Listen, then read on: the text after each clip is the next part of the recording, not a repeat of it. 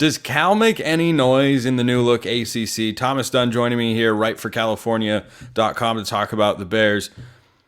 I didn't expect there to be a quarterback battle this fall, Thomas, but alas, there is. That gives me some pause, but it does seem like Cal's roster is in a pretty good place overall, and that this is not the same sort of quarterback battle that they had going into last season, where, if you remember, eventually the third stringer came along to seize the reins on the starting job.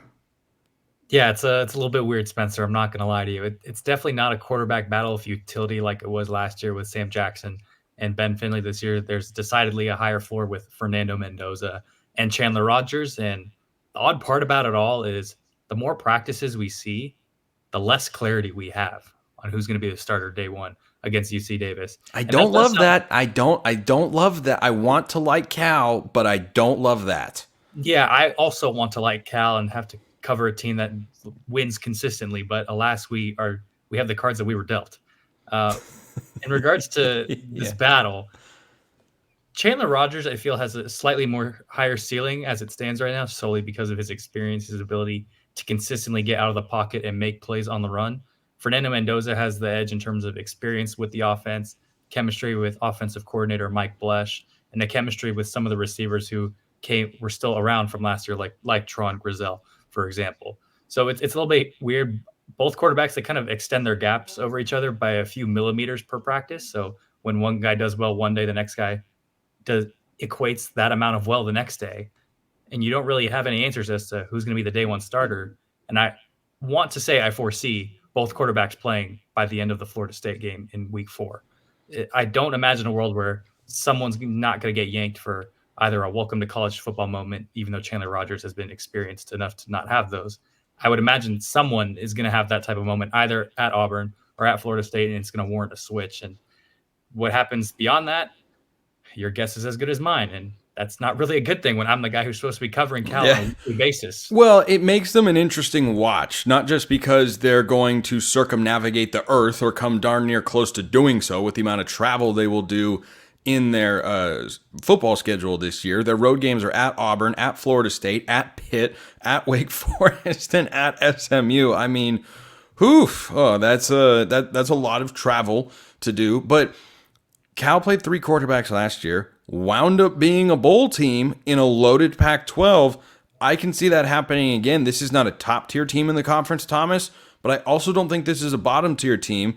When you look at the schedule, they'll start with UC Davis. That'll be a win. Week 2 at Auburn. I predicted them to win that game, perhaps famously to some a year ago, and that darn near came to fruition. It did not. I do not believe they're going to go into Jordan-Hare and win like they did in Oxford back in 2018, because I think Auburn has just had a strong offseason and has got a better roster top to bottom, if you look at it holistically, though the quarterback edge is not substantial with Peyton Thorne over there. But after that, boy, the San Diego State game, they should win, but at Florida State, hosting Miami, at Pitt, host NC State. Look, the home road splits are not terrible, but those are 3 of the top 4 or 5 teams in the ACC this year.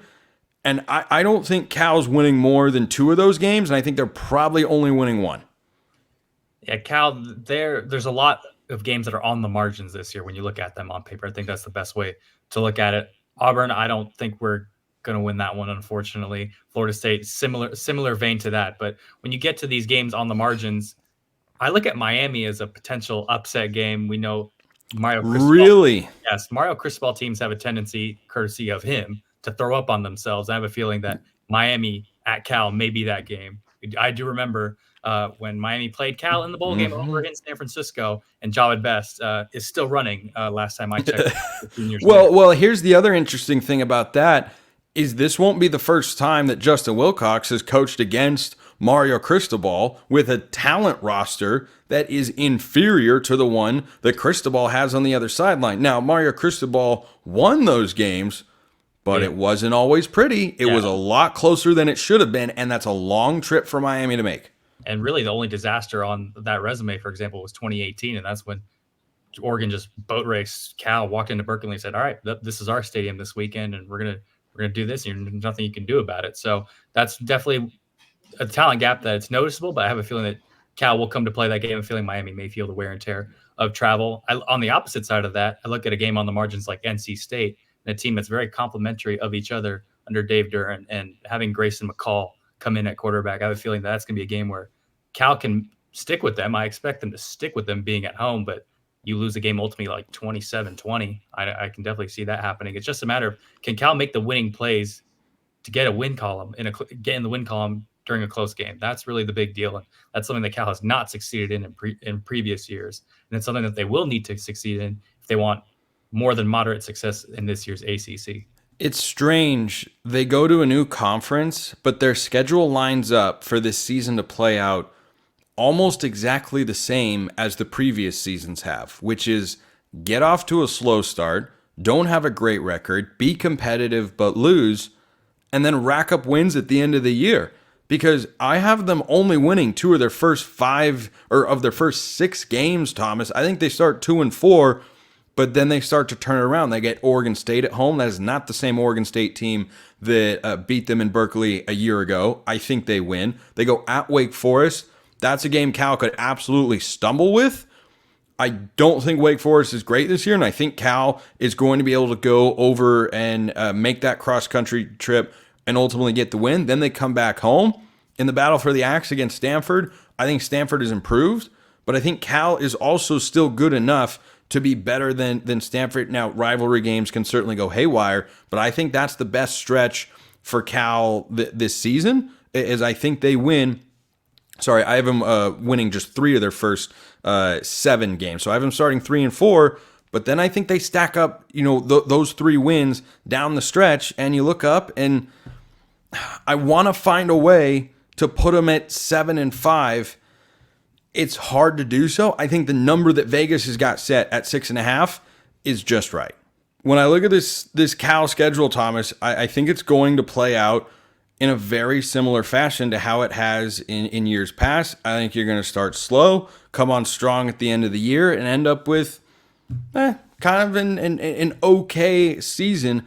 I want to pick them at 7-5, but as I look at the schedule, I'm like, no, I think I see 6 wins here because they get a lot of heavy hitters in the ACC. Having all 3 of NC State, Miami, and Florida State, in addition to having to go at SMU the last week of the regular season, not a great scheduling break for the Bears. Definitely not going to be easy. I think the big change compared to the last year's Pac-12 compared to this year's ACC, it's not as top-heavy. Last year, you're playing top 25 teams week in and week out with Washington, Oregon, Utah, Oregon State at the time, USC before they started to fall flat on their face. Just so many contenders and so many high-end draft picks that were going out on a limb against Cal. This year, I don't think ACC is as top-heavy in that regard. I do think the mid-pack stacks up a little bit more heavy in that regard, if you will. So you have your Pitts, you have your NC States, you have your Miamis. They can all win games. They've proven that they can win games at a clip of either 6 to 9 wins in any given season. So Cal, it's just a matter of, like I mentioned earlier, you got to make winning plays when the going gets tough. No one's going to hand you these games just because you're in a different conference and maybe you're not facing Michael Penix Jr., Caleb Williams, or Bo Nix and the like of them. It's still the same grind at the end of the day, and it's still the same answers and questions that Justin Wilcox need to ask and need to find out about in order for Cal to get to where they want to be. New conference, I've got Cal with the same record as last year, 6-6. They make a bowl game, see how they match up with there, and continue a run of, it's fine. It's good. They're not making the ACC weaker as a football conference. They're not making it noticeably stronger, at least not yet. I think between SMU on the road, NC State at home, Miami at home, Florida State on the road, and Auburn on the road, that's a lot of tough games to win. NC State or SMU would be the most likely games where you're going to pull what would be considered an upset there. Which one? I know you mentioned Miami earlier, but NC State at home, at SMU, at Auburn. Which game do you give Cal the best chance to pull an upset in? I'm going to give it to at home against NC State, and I think that's sorely because some of these teams also you have to factor in that they're coming out west just as much as we have to go out east. So in that case, NC State, obviously a very well-coached team, a team that has a proven track record of sustained success over the last decade or so. It's really just a matter of, can you be on your P's and Q's enough if NC State's churning out just a series of first downs with 7 minutes to go and you're down a possession? can you find a way to get off the field and find a way to turn NC State's momentum against them? Miami, they self-inflict themselves a lot more than the rest of those teams on that list. Auburn, there's a slight chance you can catch the inexperience of the highly rated new wide receivers, but it's a hard gamble to play, especially when you're going into that type of environment. On the road. Yeah, on the road is tough. I'm gonna put that one in the mid pack. Florida State, I'm just throwing it out. It's just not happening. And Pitt, there's always a chance of Pittsburgh weather just freezing up right on you. And for Cal, I would very much question how a lot of these guys would get on in those types of conditions. So it's really just a matter of trying to just poke and prod and find your way through I don't want to say a jungle, if you will, but find your way through this long, torturous sometimes journey, because everyone that's a Cal fan knows this. No matter who you're playing, it's never a dull moment and nothing is easy. 2021, we gave Arizona their only win of the season. 2022, we gave Colorado their only win of the season. I was at that game. It is entirely... I didn't even think about that. Entirely unforgettable in all the worst ways. So, and it doesn't matter if Cal's playing Syracuse and Fran Brown doesn't have year one going how he wants it to. Cal has to expect Syracuse's best punch. The big game, who knows what could happen. Every single big game tends to be a heart attack other than 2021. You just never know what's going to happen. And SMU, a very nice up-and-coming team that I don't feel is getting the recognition it deserves under Rhett Lashley. So not on this show. There's no SMU flying under the radar on this show. I think they're one of the most interesting teams in all of college football. Thomas Dunn, writeforcalifornia.com. Go check out his work covering the Golden Bears, an ACC team, the Golden Bears. Thomas, appreciate the time. I appreciate it as always, Spencer. We'll see if Cal makes a bowl game.